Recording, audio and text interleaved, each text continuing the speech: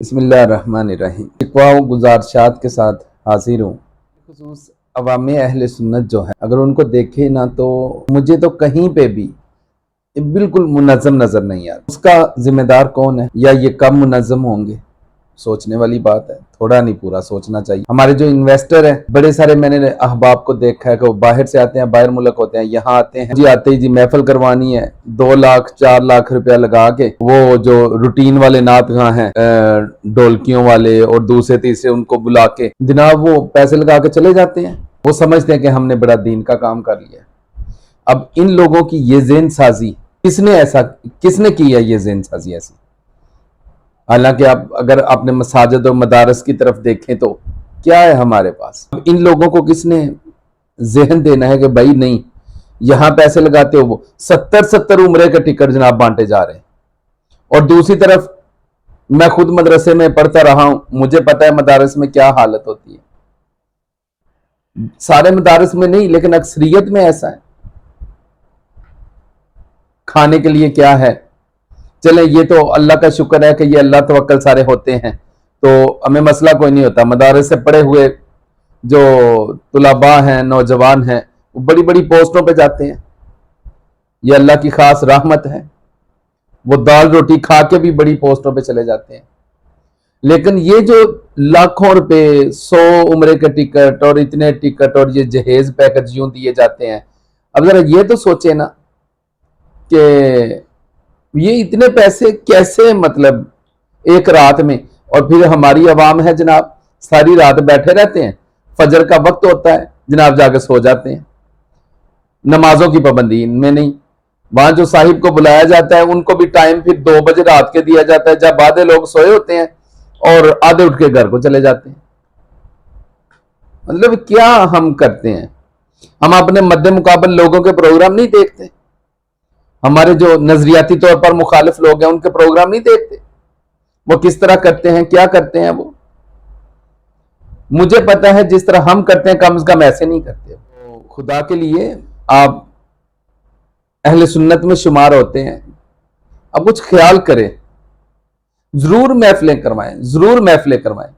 بھائی محفل ایسے بھی تو ہو سکتی ہے نا کہ ایک اچھا صوم و صلات کا پابند نعت خواں بلائیں، کمرے میں بیٹھیں، چند احباب جو سننے والے ہوں، ذوق والے ہوں، ان کو بلائیں، خوبصورت ماحول میں ایک محفل چھوٹی سی سجائیں، ایک عالم دین کو بلائیں، اسی طرح بیٹھ کر وہ گفتگو کرے۔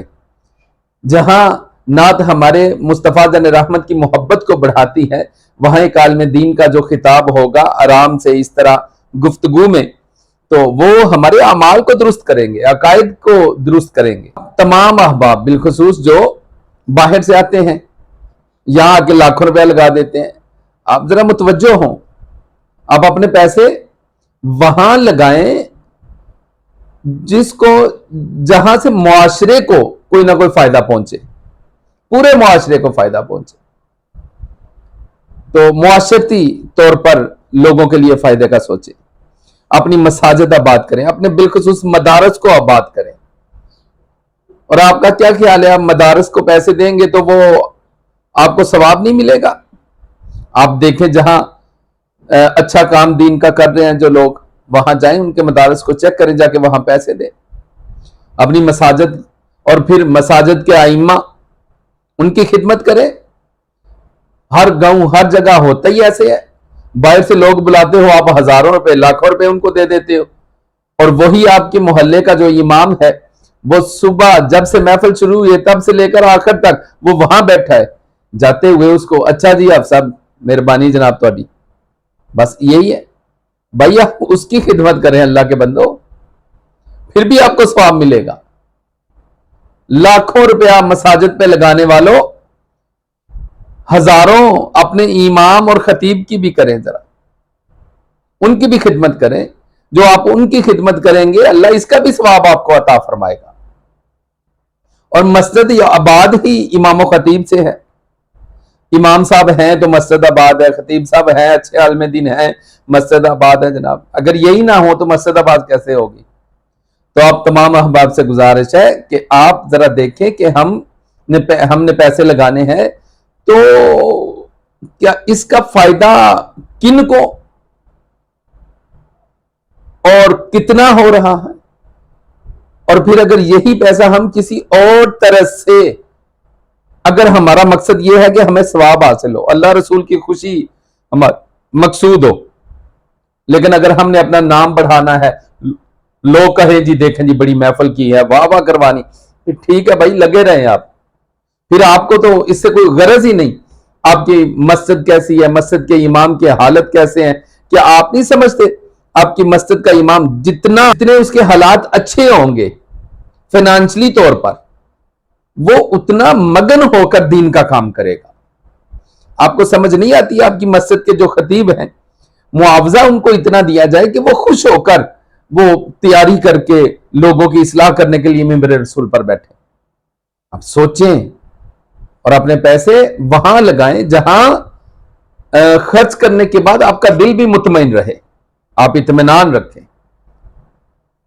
और उलमा से फिर गुजारिश है, ये चूंकि मेरे सिलसिला ये चलेगा इंशाल्लाह, एक पहले पार्ट हिस्सा मैंने अर्ज कर दिया, ये अब दूसरा है, इससे आगे भी गुजारिशत करूंगा। तो उलमा से भी गुजारिश है कि आप भी कुछ अपने आप को मुनज़्ज़म करें, एक प्लेटफॉर्म पे लाएं, सियासी तौर पर, मजहबी तौर पर, तंजीमी तौर पर हिम्मत करें इंशाल्लाह।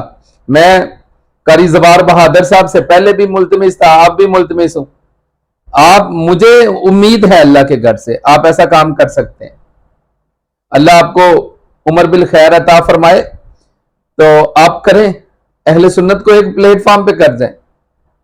सुन्नी आलिमों में से, उलमा में से कोई एक बंदा उठे, ये किसी एक बंदे का काम भी नहीं है, ये तो तमाम के अंदर से ये चीज उठे। नहीं तो फिर हाल यही है, कुछ जनाब रवाफिज की तरफ जा रहे हैं, कुछ खारजियत की तरफ जा रहे हैं, जहां से इनको प्रोटोकॉल मिलता है वो वहां पे चले जाते हैं। भाई अपना प्लेटफॉर्म बनाएं, एक सफ में आए, मुत्तहिद हों, एक प्लेटफॉर्म मुहैया करें, यह आप उलमा का काम है। अल्लाह अवाम अहले सुन्नत के हाल पर रहम फरमाए। अल्लाह हमारे उलमा को आपस में इत्तेहाद व इत्तेफाक अता फरमाए। जज़ाकुमुल्लाह खैरा। सलातम व सलामन अलैका या सय्यदी या रसूल अल्लाह।